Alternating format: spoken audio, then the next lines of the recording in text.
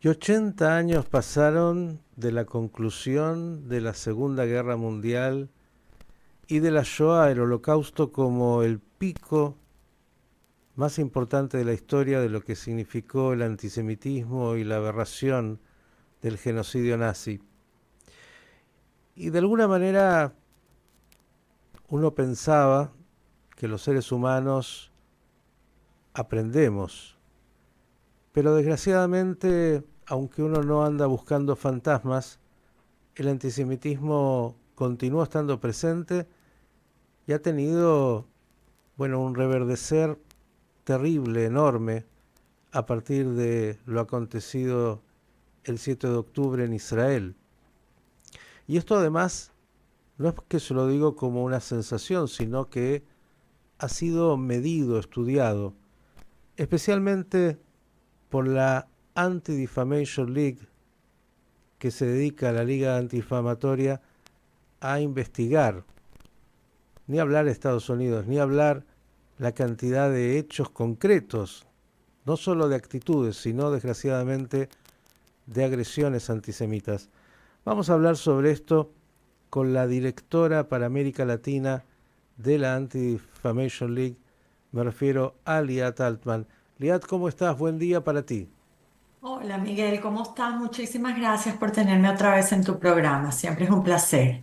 Liat, arranquemos por esto, porque yo decía, claro, cada uno tiene sensaciones muchas veces. Hay más antisemitismo, menos, pasó algo, no pasó algo, pero ustedes hicieron una investigación muy profunda respecto de el estado del antisemitismo, casi yo diría a nivel global. Y eso me parece que es algo que debe ser profundizado y estudiado cuando uno pensaba que ya era algo del pasado, o por lo menos que estaba, ¿no?, de alguna manera controlado y habíamos aprendido. ¿Qué dirías sobre esto, Liat? Sí, Miguel, tienes toda la razón. Siempre esperamos que se mejore la situación, pero esta investigación que hicimos es lo que está buscando es medir las actitudes antisemitas de 103 países donde encuestamos individuos para que arrojen lo que medimos es un índice principalmente de 11 preguntas, de las cuales si respondes de manera afirmativa a más de 6 de ellas, ya lo calculamos para el índice del antisemitismo. Este estudio que se hizo en el 2024 viene una década después de la primera vez que hicimos el estudio y te cuento que los resultados son muy preocupantes. El incremento a nivel mundial de las actitudes antisemitas que medimos subió casi el doble. En total, un 46% de la población mundial que encuestamos alberga estos sentimientos antisemitas. Eso es un incremento de más del 100% de la última década. Además de eso, significa 2.2 miles de millones de personas en el mundo que albergan estos sentimientos. Así que estamos en medio de una crisis realmente global en cuanto a las actitudes y las percepciones y los estereotipos que se le atañan al pueblo judío. 2.200 millones de personas, de acuerdo a este estudio, que obviamente es un muestreo que de alguna manera proyecta números, tienen algún tipo de prejuicio antisemita, algún tipo de actitud antisemita. Dijiste 103 países, siempre hay rankings. ¿Quiénes encabezan de alguna manera ese triste ranking? Lamentablemente, y no es ninguna noticia, los países del Medio Oriente, también encuestamos en los territorios de Gaza y de Cisjordania, y esos números están casi cerca del 100%, 95%, pero también en otros países del Medio Oriente tenemos muchos números muy elevados. Como promedio, el Medio Oriente es del 75%, con países de 90%. Interesantemente, fíjate algo muy clave que también lo vimos hace 10 años, como país, como individuos y como ciudadanos. los iraníes albergan el menor porcentaje dentro del Medio Oriente, con números cerca de los 45%, lo que es una señal de optimismo que el pueblo de Irán no está en contra de los judíos, no alberga estos tipos de sentimientos, no alberga sentimientos muchas veces contrarios a Israel, sino que es el régimen islámico de Irán el que, digamos, tiene como rehén a su población de estos sentimientos. Interesante lo que has comenzado por explicarnos porque de alguna manera habla de la educación, ¿no? Habla de cuánto se inculca el antisemitismo a través de la educación. Hablaste del Medio Oriente y uno podría hacer un análisis rápidamente de la incidencia ahí del mensaje educativo. Pero los países occidentales, Liat, ¿qué es lo que han chequeado y cuáles son aquellos que han mostrado mayor índice de antisemitismo? Tenemos países en Europa del Este que son bien preocupantes, tenemos países también en la África subsahariana que son preocupantes. Te diría yo, América Latina, si bien está por debajo del promedio mundial, hay países más preocupantes que otros, como por ejemplo Chile, que lidera América Latina. Y tenemos países como Brasil, que son el menor del rango, con un 26%. Chile está en 45%, y te diría yo que el resto de América Latina está en ese rango de los 30, 40.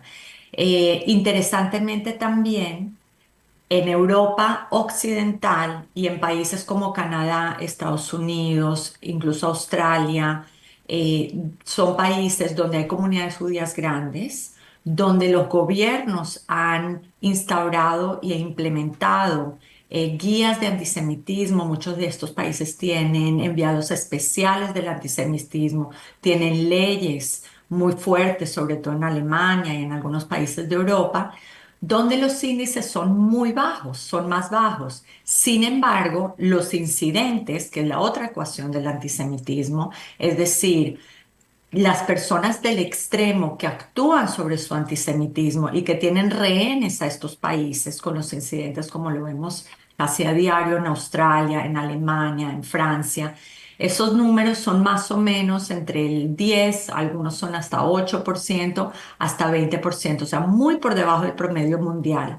Así que estos estudios lo que nos ayuda a entender es la diferencia entre los incidentes y las actitudes, y cómo algunos en los extremos actúan sobre sus actitudes, y cómo en lugares como América Latina, que tiene un índice mayor a Europa Occidental o Estados Unidos o a Canadá, donde los incidentes son diarios, en América Latina no vemos esos incidentes, pero sí, sí vemos esas percepciones erróneas.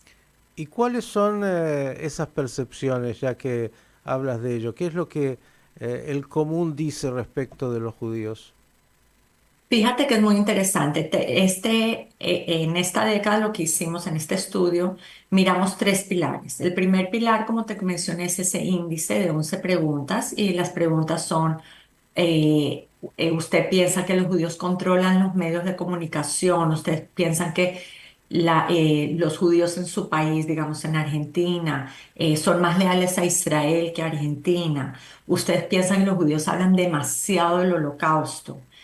eh, Controlen los negocios o el poder del gobierno, etcétera? Son 11 preguntas, y ese índice es consistente con el índice que hicimos hace una década. Además de eso, hicimos dos pilares más. Un pilar sobre Israel y el conflicto y favorabilidad hacia Israel, e incluso hicimos preguntas que son muy, muy importantes en esta época, como: ¿usted quiere que los turistas israelíes vengan a su país? ¿Usted cree en las relaciones diplomáticas entre su país e Israel? Y esos números en América Latina fueron maravillosos. En algunos países el 70%, en otros 80%, como por ejemplo en Argentina, lo que quiere decir otra vez que la población está muy abierta a estas relaciones, a este intercambio, y que a veces países, digamos, como Colombia o países como Venezuela, también sus líderes tienen rehenes en la conversación sobre las relaciones con Israel, sobre el tema del turismo. Vemos mucho como ahorita los mochileros israelíes que vienen nada más para liberar un poco esa tensión y viajar por el mundo y conocer los países tan bellos que tenemos en América Latina, están siendo tildados de asesinos, terroristas, genocidas, etcétera, que otra vez son un pequeño grupo en los extremos que está tratando de cambiar la retórica que vemos que la población no la tiene, sino más bien apoya esas relaciones. Y el tercer módulo es un módulo sobre el holocausto, sobre la memoria del holocausto, y queríamos saber, consistentemente con otros estudios, cómo la población está memorializando el holocausto, cuánto conocimiento hay, cuánto reclamo, digamos, de si la historia fue verdadera o no fue verdadera, la tergiversación del holocausto, etcétera. Y también las teorías de conspiración. Hicimos una pregunta que si usted cree que el mundo está controlado por un pequeño grupo, sin mencionar a los judíos, pero sabemos que es una teoría de conspiración, digamos, tipo protocolos de los sabios de Sion, que todavía nos plaga. Entonces, tratamos de medir de diferentes formas tanto los prejuicios y los mitos antisemitas, como el tema del holocausto, como el tema de Israel. Bien, Liato, obviamente un estudio no pretende ser algo que se guarda en la biblioteca y permanece en la academia. A partir de las conclusiones, ¿qué es lo que de alguna manera han decidido hacer desde la Anti-Defamation League?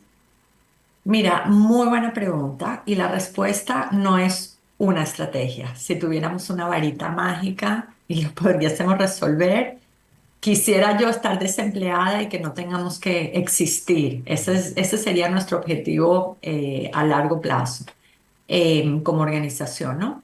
Pero sabemos que se necesitan varios factores. Número uno, los gobiernos tienen que tomarlo en cuenta. Como vemos en Europa o en Canadá o en Estados Unidos, los gobiernos se lo han tomado en serio. No quiere decir que no va a haber incidentes, pero todas esas políticas que hay para instalar, digamos, términos como la ira, para poder tener un plan de acción, no solamente desde el gobierno, sino que llegue también a las municipalidades y a los estados. Entonces tenemos toda la parte gubernamental, tenemos la parte legislativa también, que son los parlamentarios que también tienen que tomar acción con leyes, reforzar las leyes que tienen o hacer unas que son más enfocadas en el antisemitismo. Tenemos las redes sociales, como sabemos, son tóxicas muchas veces. Lo que nos ayuda a unir, que es tan positivo como una red social, al mismo tiempo puede ser tan tóxica. Y sabemos que los jóvenes, también hicimos ese en el estudio, también vimos las generaciones, sabemos que la información que le llega a los jóvenes y le llega viralmente es a través de las redes. Una de las razones por las cuales pensamos que ese incremento que hubo se duplicaron estos sentimientos antisemitas, es porque prácticamente hace una década no existía TikTok, Instagram está empezando y ahorita nuestros jóvenes y hasta nosotros como adultos nos informamos con las redes. Así que las redes sociales juegan un rol y cada uno de nosotros, los individuos, sea nuestro lugar de trabajo, sea en las universidades, que ese es otro tema muy, muy inmenso aquí, sobre todo en Estados Unidos y en el mundo occidental. Eh, Todos tenemos que aportar, sí, informarnos, afiancar nuestra identidad judía, que no sea solo sobre el antisemitismo, sino también mirar todas las cosas hermosas que tiene el judaísmo. Y si no eres judío, ser un aliado, entender que estamos sufriendo, estamos pasando por una época muy dolorosa, muy difícil y necesitamos aliados. Dijiste entre todo lo que has dicho muy importante para escuchar y para estudiar incluso lo que este muestreo tiene como información, la diferenciación entre percepción e incidentes, ¿no? Creo que es una categoría muy importante de diferenciar para aquel que está escuchando, bueno, lo que percibe la sociedad en su conjunto respecto a los judíos, prejuicios, antisemitismo cultural, por llamarlo así, existente en las sociedades, y lo que son los hechos concretos, un ataque a una sinagoga, un atentado terrorista, un graffiti más grave. Digo, la diferencia que me parece que es tan importante. Quiero llevarte, estás en Miami, a los Estados Unidos, que ha tenido en el último tiempo, bueno, también un incremento enorme de los hechos. ¿Qué es lo que han visto respecto de la percepción y si tienes también alguna estadística de ese incremento de hechos concretos de antisemitismo? Sí, mira, nosotros hacemos normalmente nuestro relatorio o el compendio de auditoría de incidentes antisemitas una vez al año. Y el año 23 hubo un incremento de algo espeluznante que realmente fueron los últimos 3 meses, desde octubre hasta diciembre, el incremento fue algo así del 350%, casi 400%. Ahora, lo que hicimos el año pasado, hicimos extraoficialmente un compendio del 7 de octubre del 23 al 7 de octubre del 24 Ujú. para ver cuál fue el incremento. Y nada más en esa época recibimos 10.000 incidentes. Y cuando te digo 10.000 incidentes, son incidentes que reciben nuestras oficinas, las 27 oficinas a nivel nacional en Estados Unidos, que las verifican cada una de ellas, que las desduplican porque una persona, digamos un estudiante, pudo haber estado en la misma clase donde un profesor dijo cosas antisemitas, pero solo lo contamos como una sola vez. Entonces es un esfuerzo y un trabajo de día a día de recibir incidentes, de verificar el incidente, de asegurarnos que es un incidente real y luego reportar. 10.000 incidentes de la época, eso nunca lo habíamos visto. Los incidentes normalmente están en los miles, año a año, 1.000, 2.000. Como te digo, el año 23 hubo un incremento gigantesco por los 3 meses desde el 7 de octubre, pero los 10.000 que sucedieron fue algo Y espeluznante. hablamos de incidentes que van desde algo relativamente menor, por llamarlo así, hasta atentados que se han llevado la vida de personas en sinagogas y en otros lugares. Digo, para entender Correcto. qué es lo que estamos diciendo cuando hablamos de incidentes. Y en la percepción de la población norteamericana, que ustedes también miden esa percepción, ¿qué pasó? Bueno, te cuento que para ahondar un poco más en los incidentes, nosotros ni siquiera en este reporte miramos los incidentes online. Por ejemplo, en América Latina, tanto en Argentina la Laya como la Comunidad en Brasil, que sacan reportes, la mayoría de lo que ellos ven son incidentes online. Ujú. Nosotros tenemos otros métodos de reporte para incidentes online. Los incidentes que calculamos fueron acosos físicos, vandalismos, ¿ok? Y violencia verbal, físico y violencia. Entonces, son realmente de la vida real. En cuanto a percepciones, como te digo, eh, si bien hay mucho trabajo por hacer, sobre todo en las universidades, donde también acabamos de sacar otro reporte que ahorita te lo menciono, eh, digamos, sí hay una oportunidad porque tanto en el estudio que hicimos del Global 100 como en otros estudios que hemos hecho, hemos encontrado que en el Global 100, 57% de la población mundial piensa que el acoso en contra de los judíos es un problema. En el caso de Argentina, por ejemplo, ese número llegó a 60 y tantos por ciento, no me acuerdo el número, pero realmente yo creo que hay una oportunidad de que hay gente que entiende que el acoso en contra del judío que la manera de actuar sobre estas percepciones es dañino para, no solamente para los judíos, sino para la comunidad donde viven, para la municipalidad, para los familiares, para el Estado, para el país y a nivel mundial, y lo vemos a través de los números. Entonces yo creo que hay una gran oportunidad. Por ejemplo, un último estudio que acabamos de sacar esta semana o la semana pasada sobre la percepción de los estudiantes universitarios. Entrevistamos, Ujú. creo que 125 universidades donde entrevistamos a chicos judíos y a chicos no judíos. sobre la percepción que ellos tienen del antisemitismo. El 83% de los estudiantes judíos dijo haberse sentido acosado en la universidad donde cursan. ¿Ok? Miedo a tener imágenes, digamos, un Jai, un Magen David, una Kipá, algo así como 43%. Miedo a que sus profesores los acosen, también 20, 30%. O sea, son números que nunca hemos visto. Entonces, ¿qué hacemos con esta información? Poder hablar con las autoridades universitarias, poder legislar, demandar. Tenemos una línea abierta que se llama el Call Center junto con firmas de abogados muy reputables que trabajan muchas veces pro bono para poder demandar y utilizar las leyes que existen para poder llegar. Si no se aprende de forma conversacional, hay que hacerlo a través de las cortes. Así que hacemos un esfuerzo gigantesco y lo tratamos de atacar desde todos los puntos. Bien, la última, Liat, agradeciéndote enormemente por estos minutos.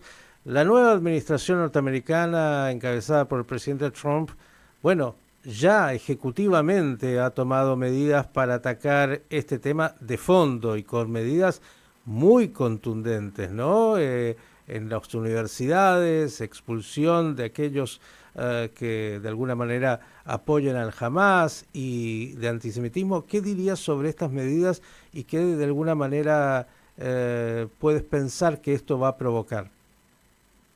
Le damos la bienvenida. Se necesita. Y el hecho de que se tome tan en serio, no solo a nivel de orden desde el presidente para abajo, sino también desde de los diferentes ministerios que van a implementar este tipo de orden. Ministerio de Educación, Ministerio de Justicia y otros ministerios que están involucrados. Le damos la bienvenida. Es hora de poder atacar el flagelo del antisemitismo de manera conjunta. Y lo que vimos, sobre todo el año pasado en las universidades, algunas han reaccionado, pero también el hecho de que las universidades, todas públicas y privadas, reciban financiamiento del gobierno, de los impuestos que pagamos todos los americanos, reciban dinero del gobierno, ellos se tienen que acatar a las leyes de discriminación.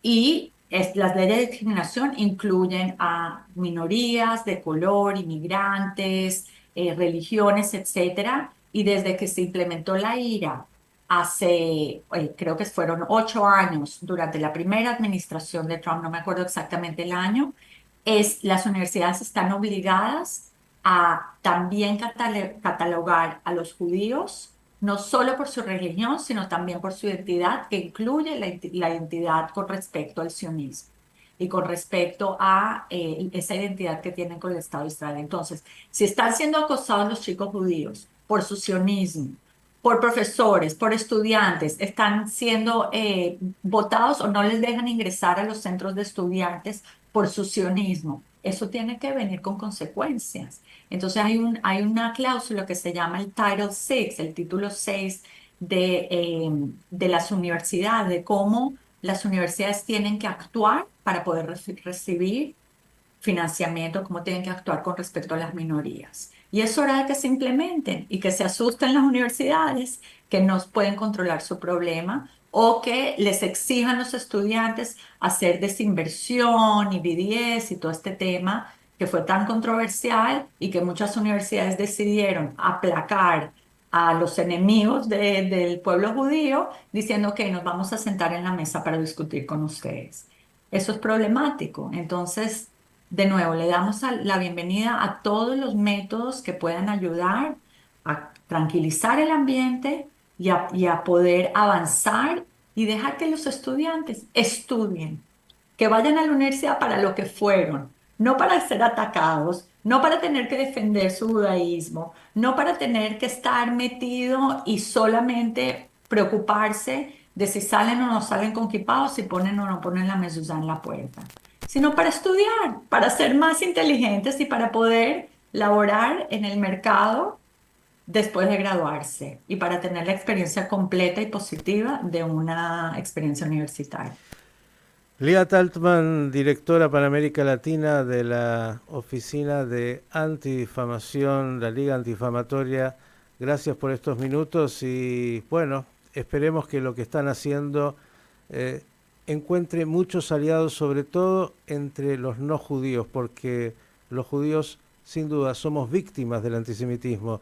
El problema no lo tenemos los judíos, lo tienen los no judíos y ahí es donde se requiere sin duda muchos que sean aliados en ese combate para que este monstruo sea aplacado. Gracias por estos minutos. Amén. Gracias. Gracias a ti, Miguel. Seguimos pensando las noticias.